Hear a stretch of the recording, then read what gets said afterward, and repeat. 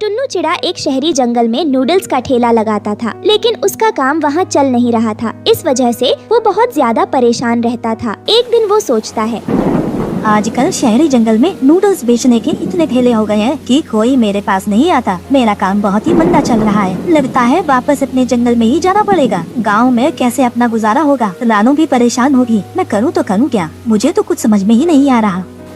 फिर टुन्नू चिड़ा अपनी पत्नी रानू चिड़िया के साथ अपने जंगल वापस आ जाता है। तब उसकी पत्नी उससे कहती है, क्यों जी, अब हम अपने जंगल में वापस आ गए हैं, मगर अब क्या करेंगे हम लोग यहाँ? आपने ये सोचा है भी या नहीं?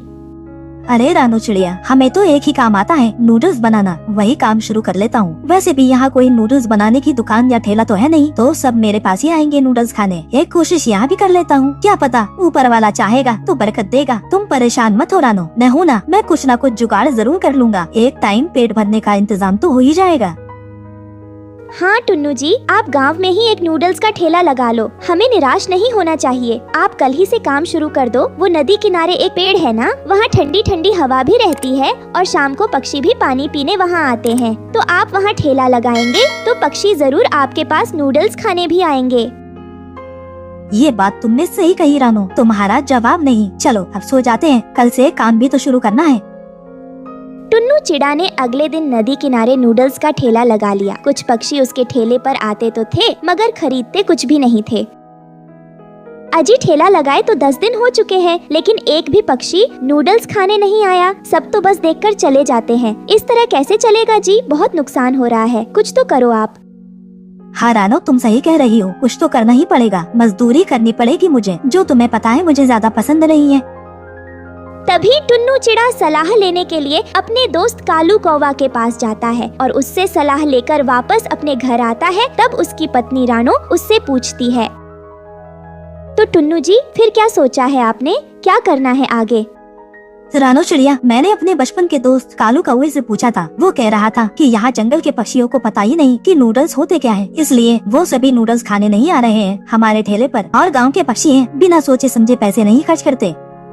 तो टुन्नू जी अब क्या करें? इन्हें कैसे नूडल्स बेचे? आपके पास कोई उपाय है या नहीं? रानो, परसों इस जंगल में मेरे दोस्त कालू कौवे की शादी है। मैंने सोचा है उसकी शादी में सभी पक्षियों को मुफ्त में नूडल्स खिला दूंगा। इससे उनको नूडल्स का स्वाद भी पता चल जाएगा। फिर हो सकता है हमारा काम भी बन जाए। अरे वाह, ये तो बहुत अच्छा उपाय है टुन्नू जी। आप एक दिन जरूर बड़े व्यापारी बनेंगे। फिर टुन्नू ने ऐसा ही किया। कालू कौवे की शादी में सबको नूडल्स मुफ्त में नूडल्स खिलाए। जंगल के सभी पक्षियों को नूडल्स का स्वाद भी बहुत अच्छा लगा। ये तो स्वाद में बहुत अच्छा है मिट्टू, इसका क्या नाम है? टुन्नू ये सब सुनकर झट से बोलता है, बेटा इसे नूडल्स बोलते हैं। ये बस 2 मिनट में बन जाती है। इसका स्वाद चटपटा और स्वादिष्ट होता है। इस तरह रात हो जाती है और दिन भी हो जाता है। टुन्नू चिड़ा बड़ी उम्मीद से अपना ठेला लेकर जाता है। सुनिए जी, ऐसे उदास होकर ना जाए। देखना आज ठेले पर बहुत पक्षी आने वाले हैं। कल आपका फ्री में नूडल्स खिलाना सफल हो गया है। मैंने कई पक्षियों को आपके नूडल्स के बारे में बात करते सुना था। आप आज शाम को आते वक्त ये पोस्टर पेड़ पर चिपकाते आना। मैंने इंसानों को ये सब करते देखा है। वो अपने व्यापार को बढ़ाने के लिए ऐसे ही पोस्टर दीवारों और पेड़ों पर लगाते हैं। हमें भी इसका फायदा होगा।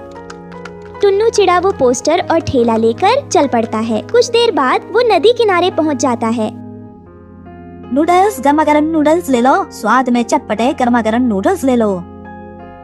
टुन्नू चिड़ा की आवाज सुनकर वहाँ कुछ पक्षी नूडल्स खाने के लिए ठेले के पास आने लगे। कुछ ही देर में टुन्नू के सारे नूडल्स खत्म हो जाते हैं। ये सब देखकर टुन्नू चिड़ा बहुत खुश होता है, क्योंकि आज उसकी बहुत अच्छी कमाई हुई थी। चलो अब घर जाता हूँ। अरे हाँ, वो पोस्टर मुझे चिपकाने भी हैं। चलो अब जल्दी चलता हूँ और रानू को ये खुशखबरी देता हूँ। टुन्नू घर जाते वक्त सारे पोस्टर पेड़ों पर चिपका देता है और घर जाकर रानू को सारी बात बताता है। टुन्नू जी, मैं ना कहती थी, एक बार सब खाएंगे तो हमेशा तुम्हारे पास ही आएंगे। अब कल देखना उन पोस्टर का कमाल। अब तुम पूरे गांव में फेमस हो जाओगे, हाँ नहीं तो। इस तरह टुन्नू चिड़ा का काम चल पड़ा। कुछ ही दिनों में टुन्नू के ठेले पर भीड़ लगनी चालू हो गई और अच्छी आमदनी भी होने लगी। अरे टुन्नू भैया, हमें तो पता ही नहीं था कि चाउमीन होती क्या है। और आज तुमने क्या चाउमीन खिलाई है भाई साहब, मजा ही आ गया खाकर। वाह भाई वाह। भाई टुन्नू, तुम तो बहुत बड़े कारीगर हो, बड़ी ही टेस्टी आइटम बनाई है भाई। यह सब देखकर टुन्नू चिड़ा का लालच बढ़ने लगा। उसे अपने हाथ के बनाए हुए नूडल्स पर घमंड हो गया और उसने नूडल्स के दाम दुगने कर दिए। और जैसे ही उसने दाम बढ़ाए, फिर पक्षियों ने उसके ठेले पर आना ही बंद कर दिया और कुछ ही दिनों में उसका सारा काम ठप हो गया। टुन्नू जी, यह अचानक क्या हो गया जी? कोई भी नूडल्स खाने नहीं आता। तभी कालू कौवा वहाँ आता है और रानो चिड़िया को सारी बात बताता है। टुन्नू भाई, मैंने तो तुमसे पहले ही कहा था, सुंदरवन जंगल है, कोई शहरी जंगल नहीं। यहाँ के पक्षी सोच समझकर पैसे खर्च करते हैं। अगर तुमने दाम कम नहीं किए तो वो नूडल्स खाने नहीं आएंगे। क्या जी, आपने लालच क्यों किया और आपने मुझे भी नहीं बताया? हाँ रानो, मुझे माफ कर दो, मैं लालची हो गया था, लेकिन अब मुझे समझ आ गया है। टुन्नू चिड़ा का घमंड टूट चुका था, इसलिए उसने दाम कम कर दिए और सभी पक्षियों से अच्छे से बात भी करने लगा और धीरे धीरे उसका काम फिर से चल निकला और दोनों पति पत्नी खुशी खुशी रहने लगे। तो दोस्तों, यह थी हमारी आज की कहानी। इस कहानी से हमें ये सीख मिलती है कि लालच बुरी बला है। साथ ही वीडियो लाइक करें और चैनल को सब्सक्राइब करना ना भूलें। कालू कौवा और गोरी कौवी दाना लेने निकले हुए थे। यूं ही उन्हें रात हो जाती है। रात के अंधेरे में कौवा और कौवी रास्ता भूल जाते हैं और उड़ते उड़ते गलत दिशा में चले जाते हैं।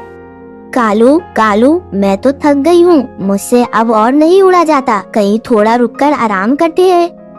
फिर वो दोनों पति पत्नी एक पेड़ की डाल पर बैठ जाते हैं। ये पौधे हमारे जंगल के तो नहीं है, ये हम कहाँ आ गए हैं? मैंने तुमसे कहा था ना कि हम गलत दिशा में उड़ रहे हैं, मगर तुमने मेरी एक नहीं सुनी। अब रात इसी पेड़ पर गुजारते हैं, जब सुबह होगी फिर देखेंगे क्या करना है। कौवा तो पेड़ पर ही बैठा बैठा अपनी आंखें बंद कर लेता है और वो सो जाता है। अभी थोड़ी ही देर हुई थी कि तेज बारिश शुरू हो जाती है। उठ जाओ, अब क्या बारिश में ही सोते रहोगे? बारिश को भी आज ही आना था, एक तो सारी मुश्किलें एक साथ ही आ जाती हैं। गुड़िया बेटी, खिड़की के पास से उठ जाओ और खिड़की बंद कर दो, बारिश का पानी अंदर आ रहा है। मम्मा, थोड़ी देर बैठ लेने दो, बारिश मुझे पसंद है, आपको पता तो है। रानो चिड़िया की बेटी खिड़की के पास बैठी लालटेन पास रखकर अपनी किताब पढ़ रही थी। कालू कालू, मुझे तो बड़ी जोर की भूख लग गई है और मेरे सर में भी दर्द हो रहा है। मुझसे ऐसी बारिश में रात नहीं कटेगी। अब हमें किसी से आसरा लेना ही होगा। कोई न कोई पक्षी तो हमें अपने घर में रख ही लेगा। कौवा और कौवी उड़ते हैं। एक घर से उन्हें रोशनी आती हुई दिखाई देती है। वो दोनों उस घर की तरफ जाते हैं। कालू कौवा घर के दरवाजे पर दस्तक देता है। मम्मा, मैं देखती हूँ। गुड़िया दरवाजा खोलती है। आप कौन है और इतनी बारिश में हमारे घर क्यों आए हैं? बेटी, कोई बड़ा है क्या घर में? पहले बताइए आप कौन है, नहीं तो मैं दरवाजा बंद करने जा रही हूँ। ना बेटी, दरवाजा बंद न करना, हम बहुत मुश्किल में हैं। आज की रात आप हमें अपने घर में आश्रय दे दे, तेज बारिश में हम मर जाएंगे। मगर हम तो आपको नहीं जानते, आप अजनबी हैं, हमारे लिए आप। आवाज सुनकर रानो चिड़िया भी बाहर आ जाती है। आप कहाँ से आए हैं? हम साथ वाले जंगल से आए हैं। साथ वाले जंगल? वहाँ तो मेरी माँ रहती है। आइए, आप अंदर आ जाइए। हम घर से निकले ही थे कि रास्ता भूल गए और यहाँ आ गए। हम सुबह रोशनी होने पर अपने घर चले जाएंगे। वहाँ मीनू मौसी है ना, उसके घर के पास ही मेरी माँ रहती है। अरे, हमारा घर तो पहाड़ों के पास है, जहाँ शिकारी चील रहते हैं। अच्छा है बेचारी, अब तो वो मांस भी नहीं खाती। मेरी तो पक्की सहेली है। चील शाम का डिनर हम दोनों एक साथ ही करते हैं। किसी अजनबी को घर में ना रखो, किसी अजनबी पर विश्वास मत करो। गुड़िया ऐसे अपनी किताब से सब याद करके सबक ले रही थी। किसी अजनबी को घर में मत रखो।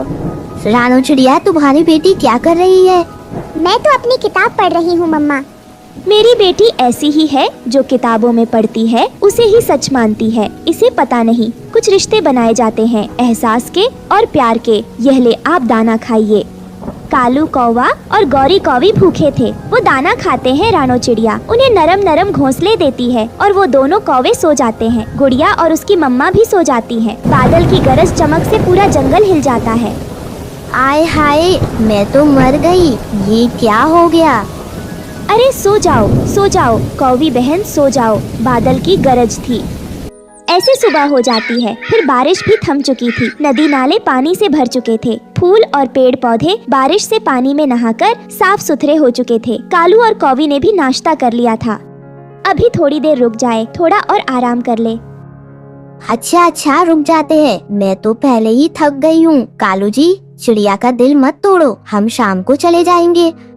इधर गुड़िया बेटी कहती है, अच्छा ठीक है, जब शाम आ जाए, शाम के बाद रात आ जाएगी और रात में अंधेरा हो जाएगा, आप फिर से रास्ता भूल जाएंगे। मम्मा, आप इन्हें क्यों रोक रहे हो? मैंने तो बेटी ऐसे ही बात की थी। इधर कौवा और कौवी तो पक्के हो जाते हैं और फिर सो जाते हैं। रानो चिड़िया तो अपना दाना लेने जाती है। गुड़िया बेटी, चलो हम दाना ले आए, ये कौवे तो सो रहे हैं, इन्हें भी दोपहर का दाना देना होगा। रानो चिड़िया अपनी बेटी के साथ दाना लेने चली जाती है। थोड़ी ही देर बाद गौरी कौवी उठ जाती है। कालू उठो, देखो चिड़िया घर में नहीं है। चलो थोड़ा जंगल घूम कर आते हैं। कौवा और कौवी जंगल घूमने चले जाते हैं। अमरूद के पेड़ की ठंडी छाव में पत्तों के नीचे तोते का घोंसला था। तोते के घोंसले में 2 लाल रंग के छोटे छोटे अंडे थे, जिन्हें देखकर कौवा और कौवी तो वहाँ बैठ जाते हैं। कालू, यह जंगल ना हमारा है और ना ये अंडे। आज तो मेरा अंडे पीने का बहुत दिल कर रहा है। यहाँ कौन सा हम पकड़े जाएंगे। जल्दी से एक अंडा पीते हैं और रानो के घर जाकर फिर से सो जाते हैं। कौवा और कौवी तोते के दोनों अंडे तोड़कर पी लेते हैं और वापस रानो के घर जाके सो जाते हैं। दोपहर के बाद रानो घर पर वापस आती है। आप यह दाना खाइए और फिर से अपना सफर शुरू करें। अगर अंधेरा हो गया तो आप फिर से मुश्किल में पड़ जाएंगे। रानो बहन, मैंने सोचा है कि हम आज की रात भी यहीं रुक जाते हैं। मेरे पंख में बड़ा दर्द हो रहा है, कल तक वह ठीक भी हो जाएगा। इधर गुड़िया घुर घुर के कौवे की तरफ देख रही थी, मगर गोरी कौवी अपना मुंह दूसरी तरफ कर लेते हैं। हम आटा खाते हैं, हम पहले नदी से पानी पी आए, फिर आकर हम दाना खाएंगे। कौवा और कौवी घर से निकलते हैं। ये कौवे तो यहाँ के नहीं है, ये इस जंगल में क्या कर रहे हैं? हो सकता है मेरे अंडे इन्होंने ही लिए हो। तोता उनका पीछा करने लगता है। कौवे उड़ते उड़ते सीधे बुलबुल के घोंसले में जाते हैं। कालू, यह वाला अंडा बहुत छोटा है, ये मैं पी लेती हूँ और तुम कोई दूसरा देखकर पी लेना। गोरी कौवी वो अंडा तोड़ती है और उसे पी लेती है। चोर अंडा चोर, मैंने पकड़ लिया अंडा चोर। तोता शोर मचाता है, तभी बुलबुल भी वहाँ आ जाती है। मिट्ठू जल्दी सबको बुलाओ। हर तरफ शोर मच जाता है और चारों तरफ से पक्षी आने लगते हैं। कालू, ये क्या हुआ? हम तो पकड़े गए, अब तो भाग भी नहीं सकते। मम्मा, यह शोर कैसा है? कोई चोर बोल रहा है। रानो चिड़िया भी अपनी बेटी के साथ शोर की तरफ जाती है। मारो। कबूतर तोता कौवे को मारने लगता है। तुम दोनों ऐसे भी कर सकते हो। एहसान फरामोश कौवे हमारे जंगल में आकर मेरे ही घर में दाना खाकर और हमारे ही अंडे पी रहे हो। मुझे तो यह काली कौवी शक्ल से ही बुरी लगती थी। गुड़िया, रानो मुझे बचा लो, मैं फिर कभी यहाँ नहीं आऊंगी। फिर सारे पक्षी मार मार कर कौवे के पंख तोड़कर उन्हें नदी के बहते हुए पानी में फेंक देते हैं। मम्मा, मेरी किताब में सच ही लिखा था कि किसी अजनबी पर विश्वास मत करो। चूड़ी ले लो, रंग बिरंगी चूड़ी ले लो। आओ पक्षियों, चूड़ी ले लो।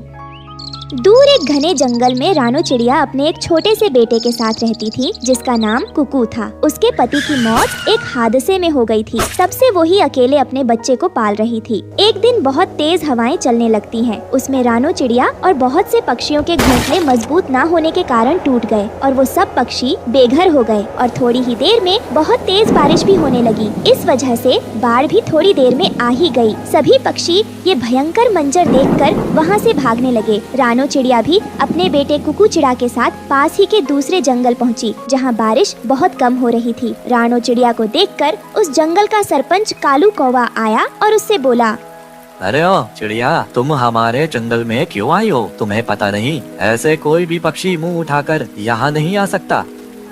सरपंच कालू कौवे की बात सुनकर रानो चिड़िया उससे कहती है, सरपंच जी, आप नहीं जानते कि हमारे जंगल में तेज हवा और बारिश के कारण घर टूट गए हैं और सभी पक्षी बेघर हो गए हैं और धीरे धीरे बारिश ने अपना कहर दिखाना शुरू कर दिया है। इसलिए मुझे और मेरे बेटे को अपने जंगल में ही रहने दीजिए। हम पर रहम करिए मालिक। रानो चिड़िया की सब बातें सुनकर सरपंच कालू कौवा गुस्से में उसे बोलता है, ए चिड़िया, तू जानती नहीं कि तेरे पति से मेरी दुश्मनी थी, तो मैं तुमको जंगल में कैसे रख सकता हूँ। और वैसे भी तुम इतनी गरीब चिड़िया हो, मैं विश्वास नहीं कर सकता कि तुम चोरी नहीं करोगी इस जंगल में।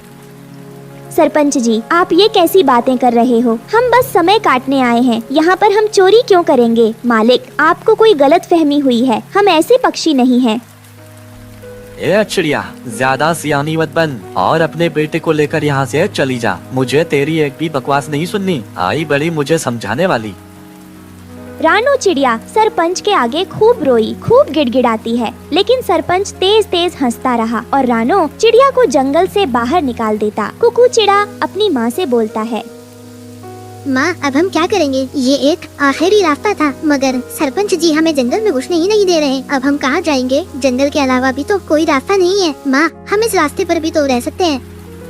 नहीं बेटा, बारिश में यहाँ पानी आ जाता है और पानी नहीं भी आया तो सरपंच हमें यहाँ रहने नहीं देगा। हमें इनकी नजरों से दूर जंगल में जाना होगा। ये कहकर रानो चिड़िया अपने बेटे कुकू को लेकर जंगल में चली जाती है। माँ, जंगल में बहुत से फलों के पेड़ हैं, आम के और बाकी फलों के भी पेड़ हैं। माँ, यहाँ तो गर्मी बिल्कुल भी नहीं है और यहाँ तो बहुत सारे फल भी हैं। अब हम यहाँ पर पेट भर के खा सकते हैं और आराम से रह सकते हैं। और मैं तो कहता हूँ माँ कि अच्छा हुआ वहाँ पर बाढ़ आ गई और दूसरे जंगल से हमें सरपंच ने बाहर निकाल दिया, क्योंकि ना तो वहाँ फल मिलते थे और ना ही ठंडी अच्छी हवा। बाढ़ अच्छे के लिए आई हमारे लिए। माँ, बेटा, हमें ऐसा नहीं कहना चाहिए, क्योंकि बाढ़ के कारण जान और माल दोनों का नुकसान होता है और हम जंगल में ऐसे नहीं रह सकते हैं और उसके लिए हमें एक घर बनाना होगा, नहीं तो जंगली जानवर हमें ही खा जाएंगे। लेकिन माँ, हम घर कैसे बनाएंगे? हम लकड़ियों की मदद से अपना घर बनाएंगे। हाँ माँ, पेड़ से लकड़ी काट कर अभी लाता हूँ।